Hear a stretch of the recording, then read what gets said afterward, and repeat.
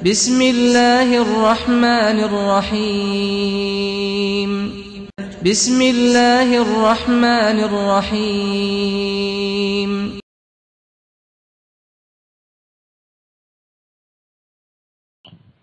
السلام عليكم ورحمة الله وبركاته.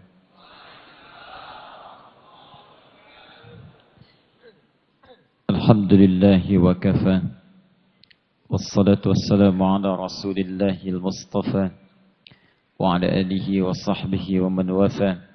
أما بعد فيا عباد الله أوصي نفسي وإياكم بتقوى الله فقد فاز المتقون فلا تموتن إلا وأنتم مسلمون. فقال تعالى يا أيها الذين آمنوا اتقوا الله حق تقاته ولا تموتن إلا وأنتم مسلمون. Saudara-saudariku rahimani wa rahimakumullah dan mirsa Akhir TV dimanapun Anda berada, alhamdulillah kembali kita diberikan kesempatan untuk menjalani aktivitas di hari ini dan telah menunaikan salat maghrib berjamaah. Kita bermohon pada Allah Subhanahu wa taala semoga salat yang telah kita tunaikan beserta amalan sunnahnya diterima oleh Allah Subhanahu wa taala. Sedikit mengingatkan sebelum kita memulai materi rutin kita, imam kita tadi mengingatkan dengan membacakan ayat di Quran surah ke-17 Al-Isra ayat 31 sampai dengan 35, paling kanan dari agak ke atas sampai ke sedikit ke bawah. Ada beberapa poin yang diingatkan pada kita. Pertama, jangan pesimis dengan rizki, karena rizki itu telah diatur oleh Allah Subhanahu wa taala. Bahkan rizki untuk keluarga. Jangan sampai satu keluarga merasa pesimis dalam kehidupan. Bahkan ada yang tega mengakhiri kehidupan anak dan keluarga hanya karena merasa kekurangan rizki dalam kehidupan. Allah sampaikan, وَلَا تَقْتُلُوا أَوْلَانَكُمْ خَشْيَةَ إِمْلَاقٍ. Jangan sampai kalian mengakhiri nyawa anak-anak keturunan bahkan keluarga kalian karena khawatir terjerat dalam kefakiran. Nahnu narzuquhum wa iyyakum. Kami yang bertugas memberikan rizki pada anak-anak kalian termasuk Anda. Nah, saya mau berhenti di poin ini. Ini pengingat karena belum tentu dibahas materi ini. Ada dua jenis kalimat tentang rizki, kaitan antara orang tua dengan anak, anak dengan orang tua. Kalimat di ayat ini, nahnu narzuquhum wa iyyakum. Kami berikan rizki kepada mereka, anak-anak kalian, wa iyyakum dan kalian. Nanti ada kalimat kedua, nahnu narzuqukum wa iyyahum. Kami berikan rizki pada kalian termasuk anak-anak kalian.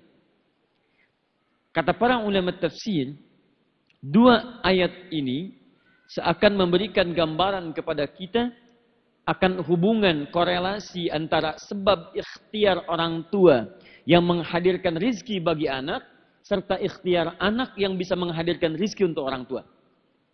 Jadi, jika Anda ingin menghadirkan kenyamanan dalam kehidupan, maka kalau orang tuanya berikhtiar dengan baik, kemudian dia mendapatkan rizki yang baik, maka rizki itu akan pasti berdampak pada anaknya.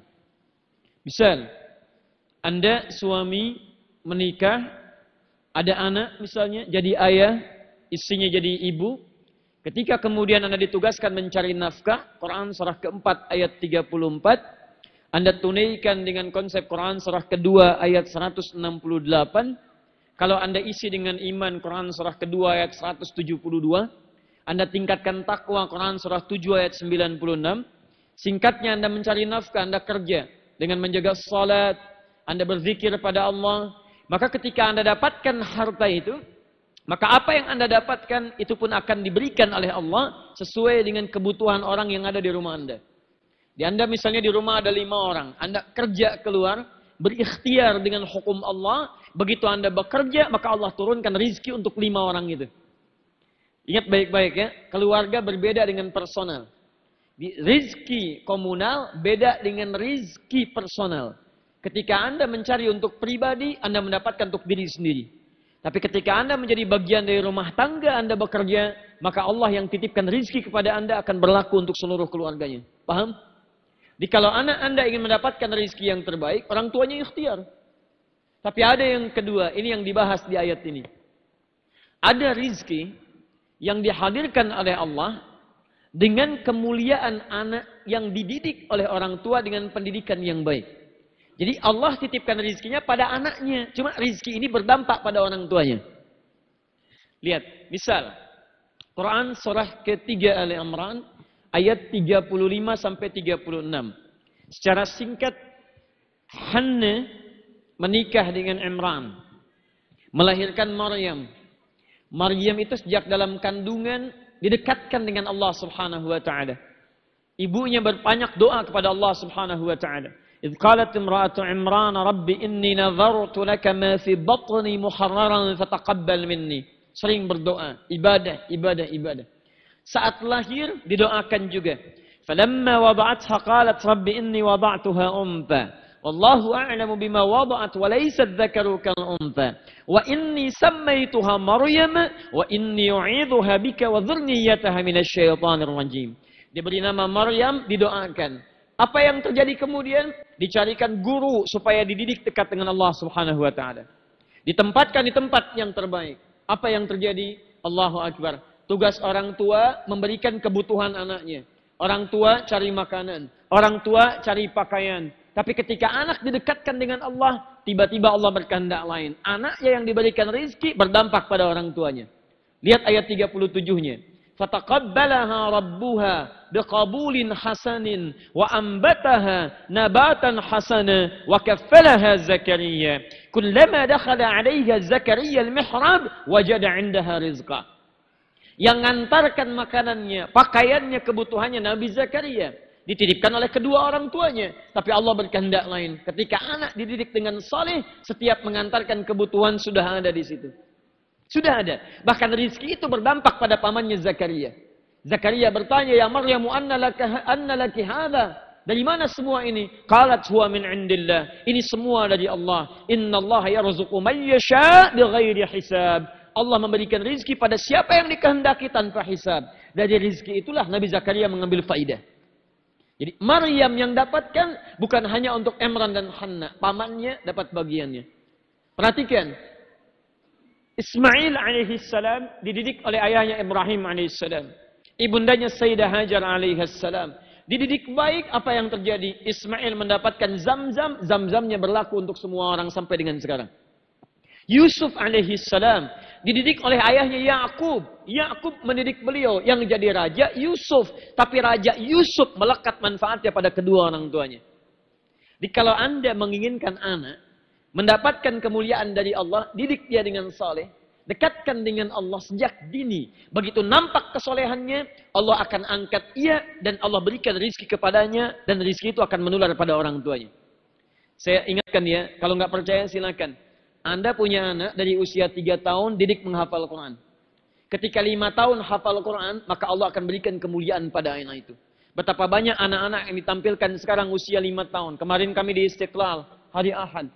Yang baca Quran anaknya, yang dites Quran anaknya, yang diberikan haji anak dan bapak ibunya. Padahal yang hafal Quran anaknya, tapi yang investasi bapak ibunya. Yang paling menarik ketika anaknya baca Al-Quran, Masya Allah, Allah turunkan haji bukan hanya untuk anaknya, ibunya ikut dalam hajinya. Bukan hanya ibunya, pendampingnya ikut dalam hajinya. Jadi ketika Anda menyiapkan untuk anak Anda yang terbaik, dekat dengan Allah, kata Allah nggak usah khawatir. Jangankan anaknya, orang tuanya saya berikan rizki yang terbaik. Dimohon maaf kalau rizki di rumah Anda belum turun dengan sempurna, bukan Anda kurang kuat usaha, mungkin Anda kurang dekat dengan Allah Subhanahu wa taala. Karena itulah ada rahasia di Quran surah ke-65 ayat 2 sampai 3 dan rahasia itu melekat pada nama masjid ini. Wa may yattaqillaha yaj'al lahu makhraja. Siapa yang bisa meningkatkan takwanya kepada Allah, kami berikan jalan keluar dari setiap persoalan di hidupnya. Solusi. Anda punya masalah di rumah, wajar. Jangankan Anda, Nabi pun punya masalah. Punya masalah di pekerjaan, wajar. Yang lain juga punya masalah. Tapi Quran berikan solusi yang terbaik. Biayanya tidak mahal, tenaganya tidak susah. Kata Quran, tingkatkan takwa, saya berikan solusi dari setiap masalah Anda. Wa yarzuqhu min haitsu la yahtasib. Bahkan rizki, jangankan yang Anda cari, yang tidak Anda duga, yang enggak Anda kira-kira, yang Anda bilang enggak nyangka dan enggak usah disangka, datang dia tanpa Anda duga.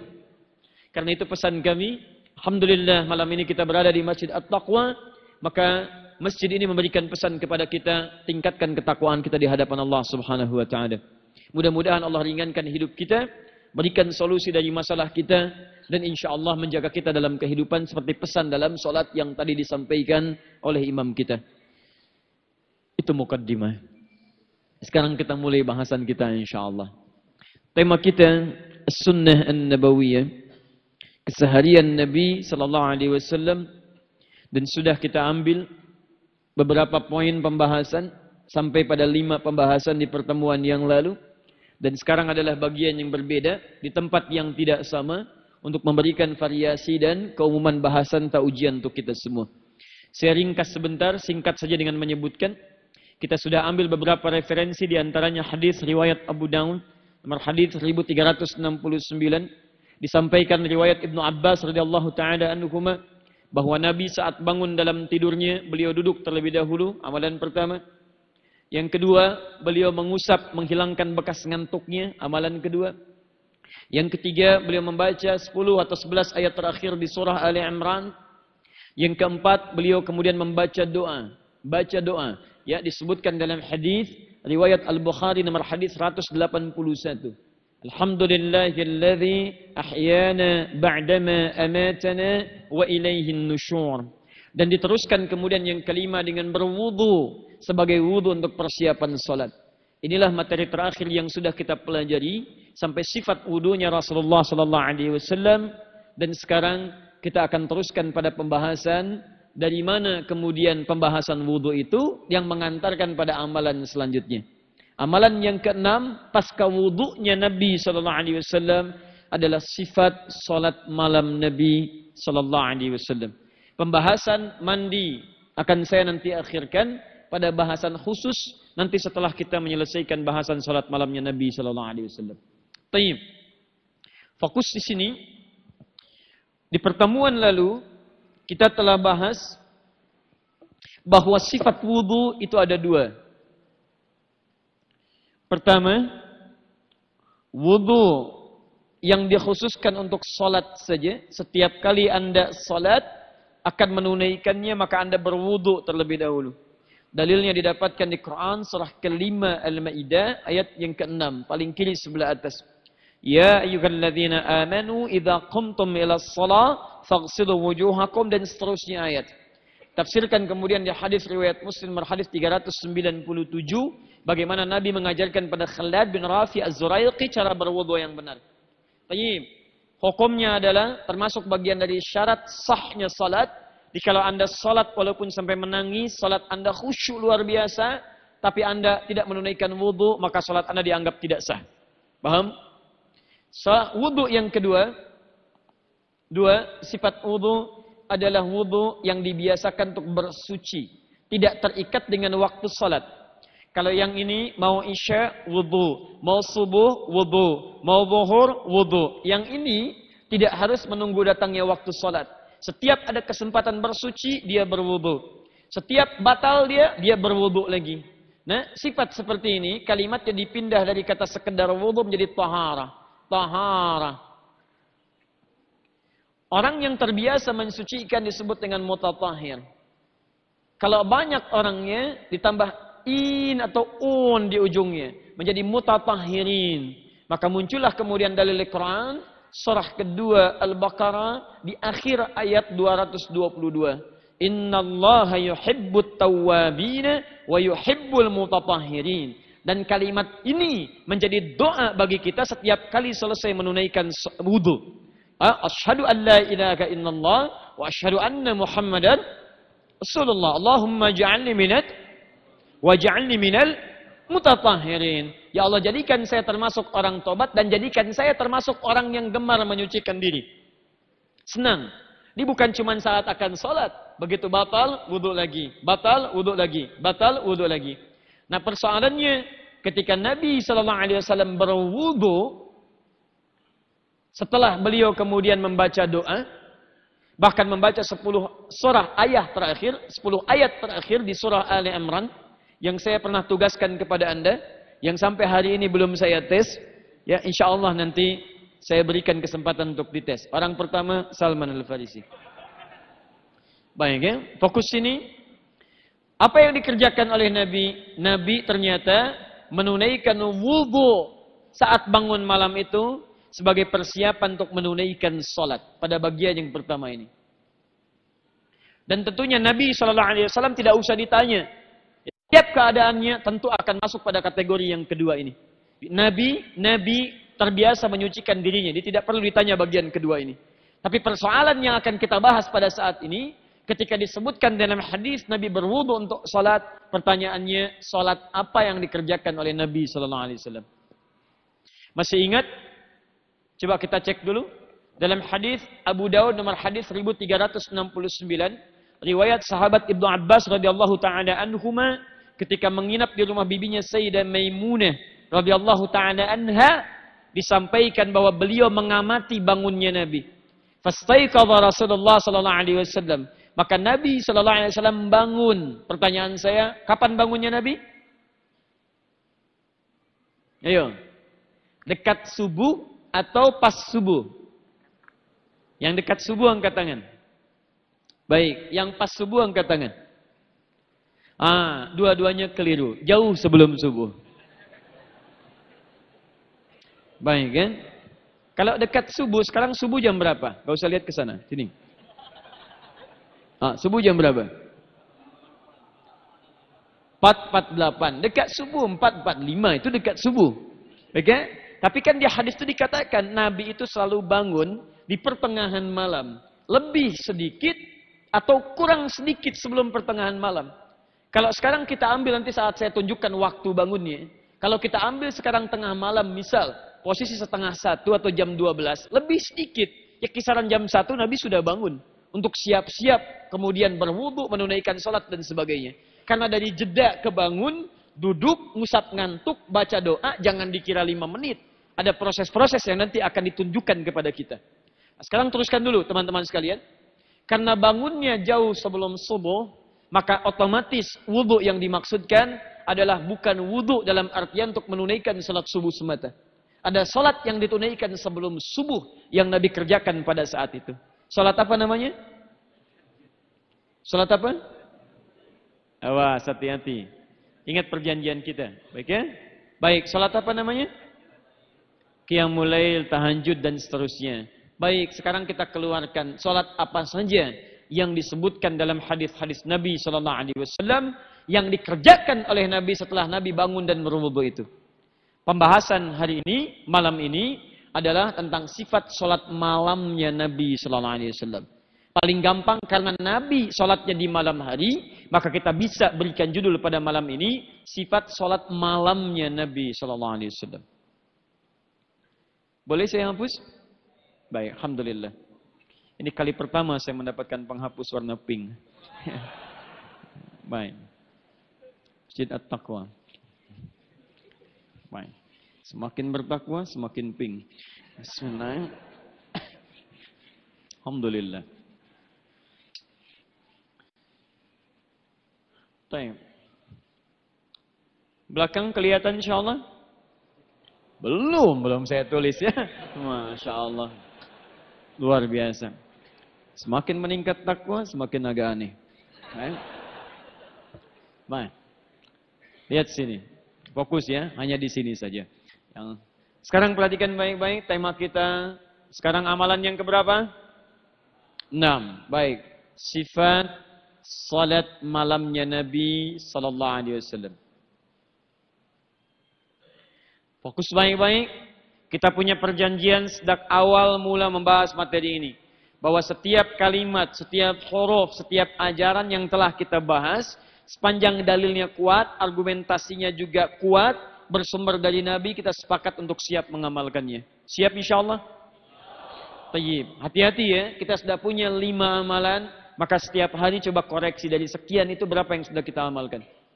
Nah, sekarang kalau kita terjemahkan, sifat salat malam, sifat sudah bahasa Arab, salat sudah bahasa Arab, saya turunkan kalimatnya begini, sifat salat malam apa bahasa Arabnya? Lail. Kalau lailah apa artinya? Malam artinya lail. Kalau lailah apa artinya? Bukan Allah alam ada artinya. Baik, inna anzalnahu fi Lailatul Qadar. Kenapa bukan Lailatul Qadar? Kenapa Lailatul Qadar? Saya tunjukkan pada Anda perbedaannya. Ingat, dalam bahasa Arab itu, apalagi bahasa Al-Quran, setiap huruf, bahkan titik, itu ada maknanya. Ingat baik-baik ya. Ingat baik-baik. Kami mempelajari bahasa-bahasa Arab, tapi bahasa Quran itu beda dengan bahasa lainnya. Karena Quran firman Allah bukan kalimat manusia. Sekarang perhatikan baik-baik. Lail seringkali diterjemahkan dengan malam. Lailah juga malam. Kalau disebutkan lail, itu yang dimaksud waktunya. Waktunya. Terbentang dari ba'da isya hingga menuju ke dekat fajar. Jadi kalau Anda masuk kepada waktu isya, misalnya, nah ini ba'da isya, sekarang isya jam berapa? Lihat sini. 19.38. Baik ya, dikurangi 3, 35. Normalnya 38, tapi di At-Taqwa kurangi 3. Karena Anda ngintip ke sebelah sana. Jakarta 31, Palembang tambah 7, 38. At-Taqwa kurangi 3, 35. Baik. Bismillah. Salman ngintip. Dari Isya sampai dengan menjelang Fajar. Ini yang disebut dengan Lail. Jadi kalau Isya-nya misalnya 7.35. Kemudian Anda selesai menunaikan Isya kisaran jam 8. Maka dari jam 8 sampai menjelang Fajar. 20 misal 00. Sampai dengan Fajarnya tadi jam berapa? 4.48 misal. Kita sebutkan saja 4 misalnya. 30. 18 menit untuk waktu sahar. Ini yang disebut dengan lail. Waktu terbentang dari ba'da isya sampai menjelang fajar. Namanya apa? Lail. Lail. Kalau Anda tambahkan tak di ujungnya menjadi lailah, maka tak ini bukan sekedar menunjuk pada malam. Ingat, bukan sekedar menunjuk pada malam. Tapi biasanya kalau ada waktu ditambahkan dengan tak, maka di antara maknanya satu bisa menunjuk pada satu keistimewaan yang terjadi di waktu itu. Jelas? 2, bisa menunjuk pada sifat yang berbeda dengan waktu-waktu yang lainnya. 3, bisa menunjuk pada satu peristiwa yang tidak ditemukan di waktu-waktu yang lainnya. Cuma di situ saja. Jelas ya? 4, bisa menunjukkan waktu spesifik yang beda dengan malam-malam yang lainnya. Kalau saya mau tanya pada Anda, aina anta amsil lailah? Kemana kamu pada malam yang kemarin? Yang kemarin aja, malam-malam yang lain saya nggak tanya. Maka Anda tambahkan tak di ujungnya, tidak seperti yang ini. Kalau Anda ingin mengatakan ada peristiwa besar terjadi pada malam itu, tidak terjadi pada malam yang lain, maka jangan sebutkan kalimat lain, tapi tambahkan tak setelah kalimat lain. Perhatikan detilnya bahasa Al-Quran, diksi Quran. Ketika menggambarkan malam Al-Qadar, peristiwanya dahsyat. Tidak terjadi di malam yang lain. Waktunya hanya di situ saja. Tidak terbentang pada yang lain. Peristiwanya itu, keistimewaannya tidak disaingi oleh yang lain. Sifatnya beda dengan yang lain. Di antara sifatnya malaikat pada turun. Di antara sifatnya alam begitu tenangnya. Di antara istimewanya pahala di malam itu lebih daripada 1000 bulan. Dan waktunya tidak akan ditemukan di malam-malam lain. Maka disebutkanlah kemudian kalimat yang menggunakan tak lailah bukan lail. Inna anzalnahu fi Lailatul Qadar. Laila mubarakah. Lailah pakai tak. Tidak menggunakan kalimat biasa. Perhatikan, kalau bukan firman Allah mustahil seperti ini. Ya, jamaknya layali. Ditarik kemudian menjadi nama, jadi lila, leli, lili, laila, laili. Itu malam artinya. Ibu leli, ibu malam-malam. Pakai pink. Dulu ya. Jelas? Baik. Nah, sekarang kalau saya katakan misalnya salat malam. Malam di sini menunjuk pada apa? Waktu. Baik, kalau Anda salat malam sekarang saja apa sebelumnya salat? Halo? Sebelumnya salat. Kalau cuma malam ini saja berarti yang kemarin nggak pada salat. Baik, yang kemarin malam ada yang salat? Ada. Kemarinnya lagi ada yang salat? 15 tahun yang lalu ada yang salat? 15 abad yang lalu ada yang salat? Halo? Angkat tangan, ada yang salat 15 abad yang lalu? Hah? Ada. Nabi salat, sahabat salat 15 abad yang lalu. 13 abad yang lalu. 10 abad yang lalu. Sampai dengan sekarang. Besok akan ada yang sholat? Insya Allah. Pekan depan ada yang sholat?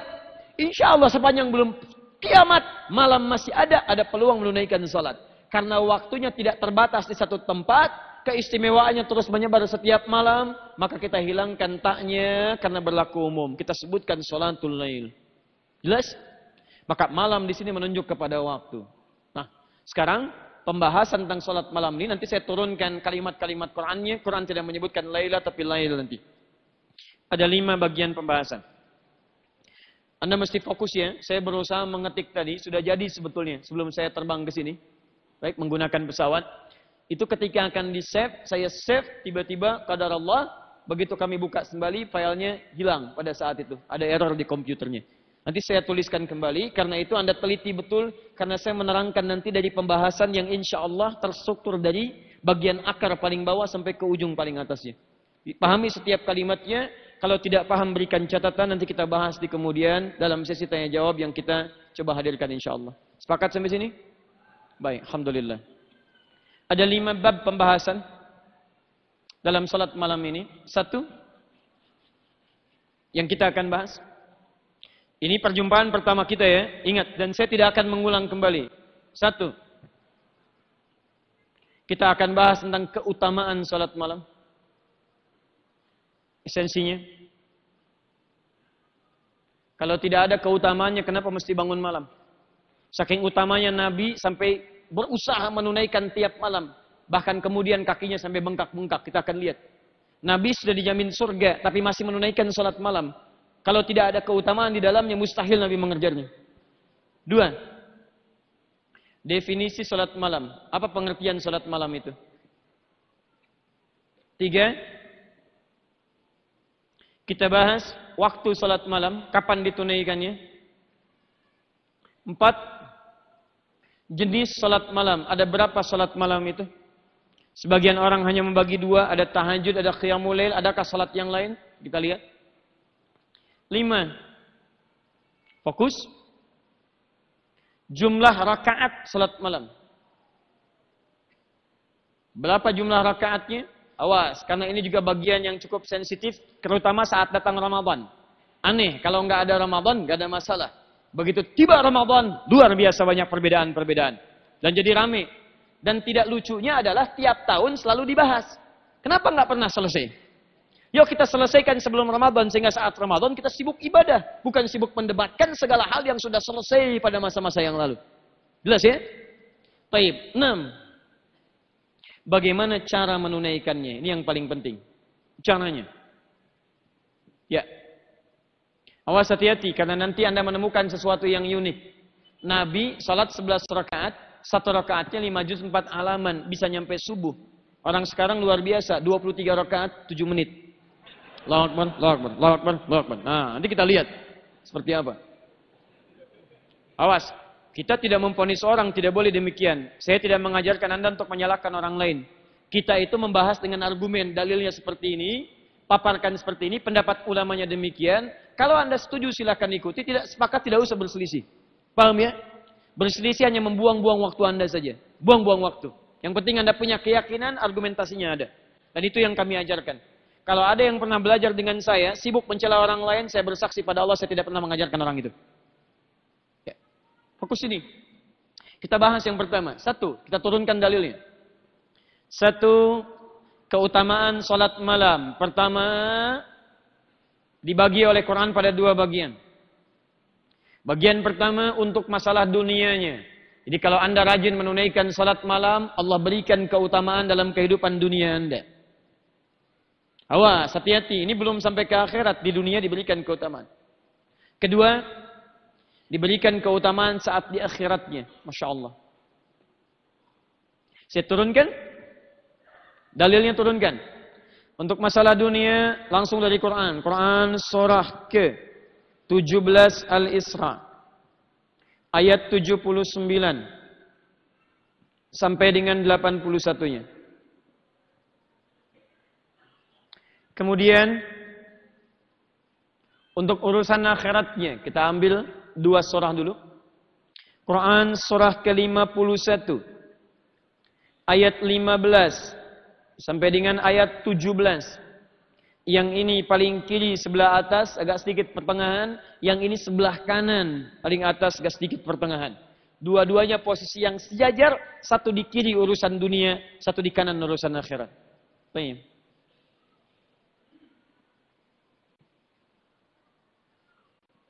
Jelas? Belum saya terangkan, baru saya tulis ya. Luar biasa. Belum ditulis, sudah kelihatan. Penghapus warna pink. Ayo, sudah. Bismillah. Tayyib, satu. Quran surah ke-17 Al-Isra. Ayat 79 sampai dengan ayat 81. Masih ingat tadi? Kalau sifatnya umum, peristiwanya umum, setiap waktu ada kesempatan, kalimat malamnya lail atau lailah? Lail. Kita bacakan ayatnya. Wa minal laili. Lihat bahasa Quran. Bukan wa minal lailah. Wa minal laili fatahajjad bi. Dan dari sebagian malam, kata Allah, saya enggak menuntut Anda semua malam harus bangun. Tidak. Sebagian saja. Minnya li tab'id. Tab'id. Tapi itu sebagian. Masih ingat tadi waktu malam dari kapan? Ba'da Isya. Sampai kapan? Menjelang fajar. Kata Allah, dari sepanjang waktu malam itu, saya tidak menuntut Anda untuk bangun seluruhnya. Dari sebagian silakan pilih yang paling sesuai. Nanti saat saya bahas bagian ketiga, kita tunjukkan kapan Nabi memulai dari sekian malam itu. Mana yang dipilih Nabi? Ya, lihat firman Allah. Dari sebagian malam itu silahkan bangun. Fatahajjad bi, tunaikan tahajud. Jadi nanti kita akan lihat saat masuk pada bab jenis yang keempat. Ayat ini akan mengatakan tahajud bagian dari sholat malam. Saya simpan dulu tahajudnya. Saya ingin katakan, perhatikan. Dan dari sebagian malam silahkan tunaikan sholat malam. Maka, satu. Lihat keutamaannya. Asa an yab'athaka rabbuka maqaman mahmuda. Maka siapa yang bisa menunaikan bangun malam, konsisten mengerjakannya, saya akan angkat karir, pekerjaannya, aktivitasnya di tempat yang terbaik. Tahajud, sholat malam, bisa menghadirkan kemuliaan dunia, mengangkat karir Anda di tempat terbaik. Karir terbaik. Ingat ya, di ada makam mahmuda, itu beda.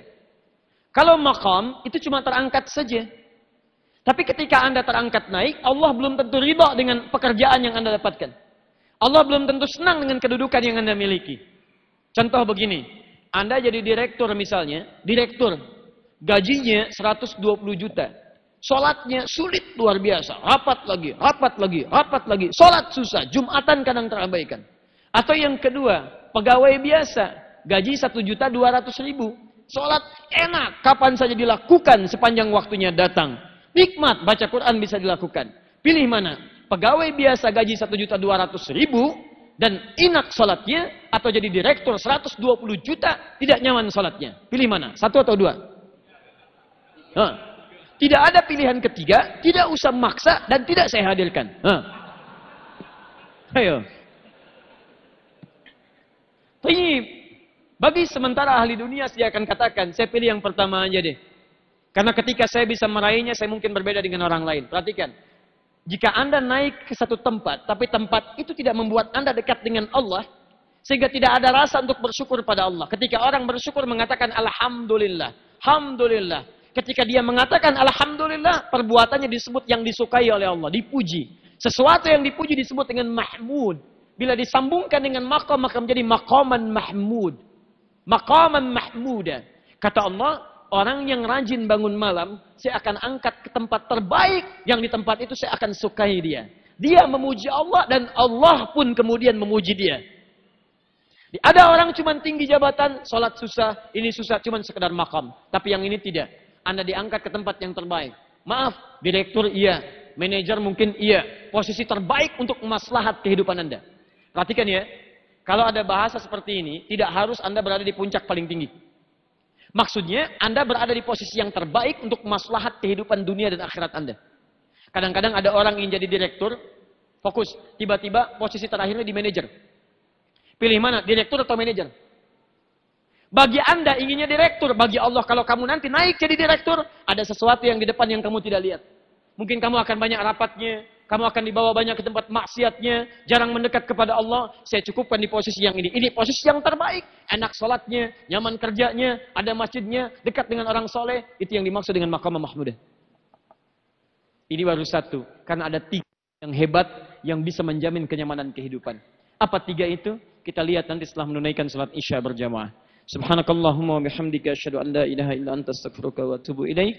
Wa akhiru da'wana alhamdulillahi rabbil alamin. Assalamualaikum warahmatullahi wabarakatuh.